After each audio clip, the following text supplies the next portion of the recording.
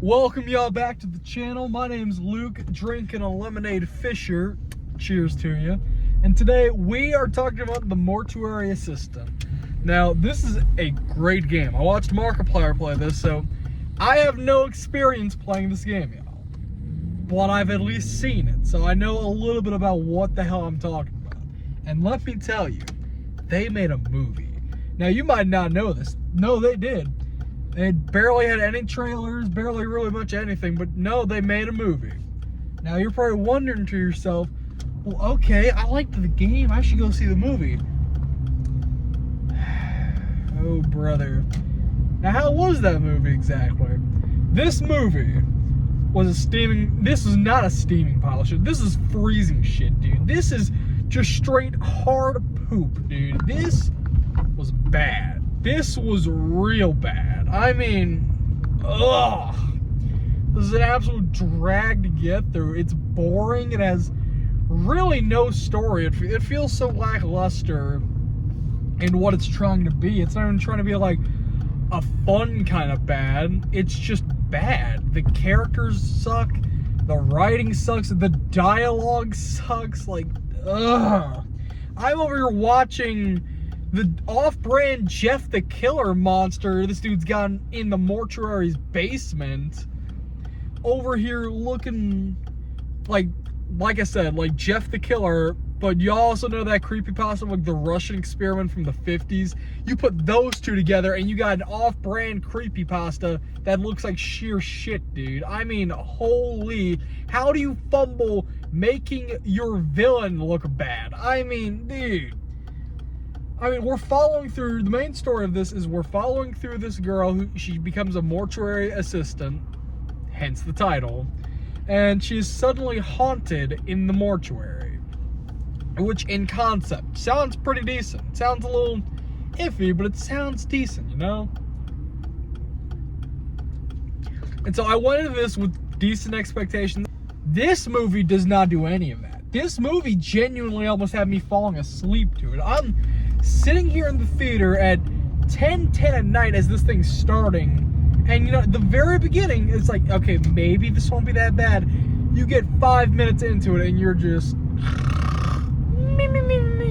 just falling asleep to it because nothing happens in this movie, y'all. The gore's not that great. I mean, it's a mortuary scene. You'd think at least there could be something going on, but like gore-wise, there's almost nothing here to root for. I mean, no. Sorry, y'all, this guy's trying to pass me, but back to what I'm saying. The gore's not great. The special effects look cheap. They look like I could have done them, y'all. That's how bad they look. I could have done them if I tried, maybe. Like, dude, come on. You gotta give me at least something to root for here. There are 2 jump scares in this, which they got. Usually, I don't get got by jump scares because I'm the jump scare master because I don't get got by them. But there are 2 in this film. You know why they got me? They didn't get me because I was genuinely terrified. They got me because I was falling asleep and they jump scared me to wake me back up. That's how boring and bad this film is I'm over here falling asleep and, oh, I'm up. You know, like, come on. Like I said about the dialogue and the writing, it's just as bad. It's just as much atrocious as it is as it sounds. I'm over here watching, which I will say, I will give them credit. I do this almost to every horror film I watch. You made a movie and it somehow got put in theaters. Good job. You made me drive an hour to go watch this thing, which, granted, I was already going to watch another movie called Scarlet, and that movie's incredible. Please, go give that a watch. When I saw this was playing, I was like, okay, why not? I got free Rego Unlimited, so let's go see it. And dude,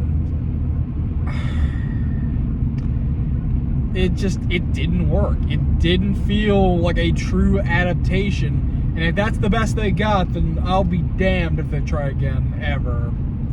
There have been so many game-to-movie adaptations of horror games and just games in general that don't work because, well, it's either you have too low a budget to really do anything, or you don't have enough passion and you're just strictly doing it as a cash grab. Like Until Dawn from last year is the best example. That game, again, I've also watched Markiplier play it. The game is great. The problem is they sheerly made that movie to have the title and say they made Until Dawn.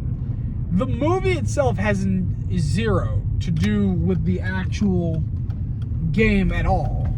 It has nothing, maybe the character names if I remember correctly. That's it.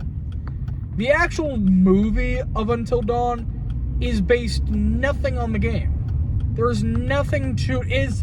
As a film, it's good. Alright? That I'll give it credit. As an actual standard film, it's good.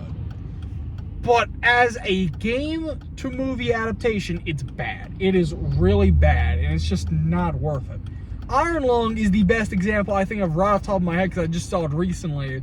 That is, you actually made the movie based off the game while adding in your own style to it that made it great. You actually did something with this.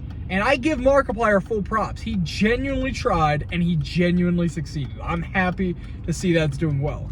But this just feels like low budget crap that no one wanted to watch or make. The whole ending bull crap, I walked out, I had to go use the bathroom really badly. So I went for 1 minute. I specifically remember.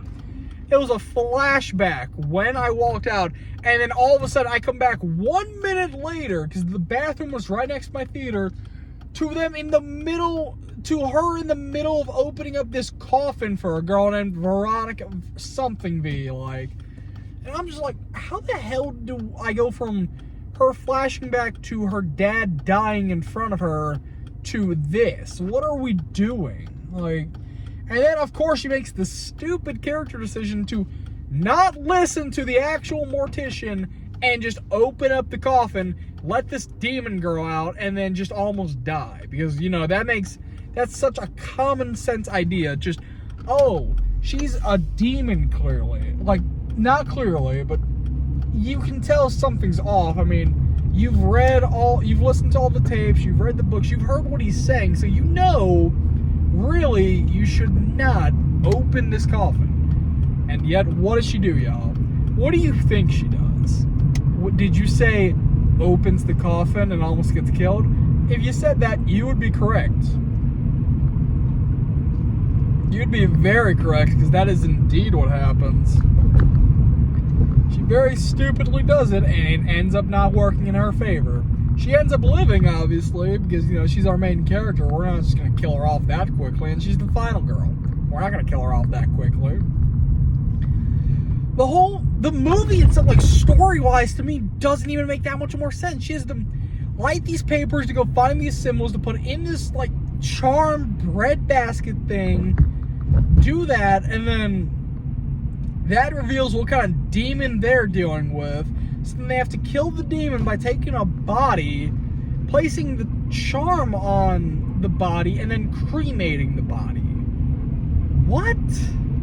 Like, what are we doing, y'all? I get this is a low budget, but you could at least have a little more emphasis when explaining what is happening here. Because not everyone is going to immediately make the assumption, because not everyone's played the game.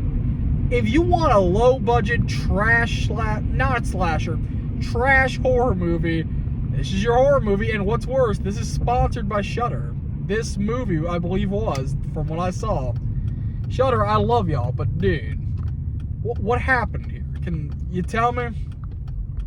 Please? I'm really curious. I give this a 3 out of 10. I watched this disappointed and don't ever want to watch it again. If you enjoyed this video, leave a like and subscribe, and I'm going to see you in the next one.